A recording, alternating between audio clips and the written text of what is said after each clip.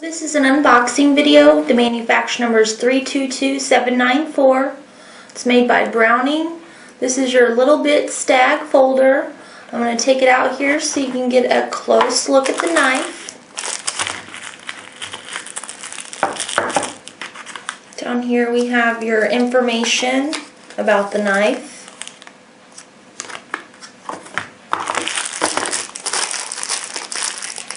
It does come with a nice case here.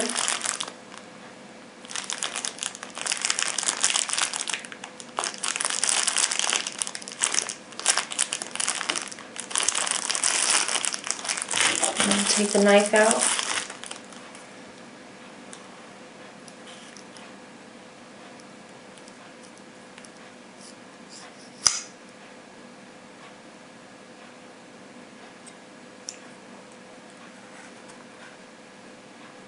It does say Browning right here and has the emblems. To put the blade back in, you would just simply press down right here. You'll see it. Just press down and it folds in like that.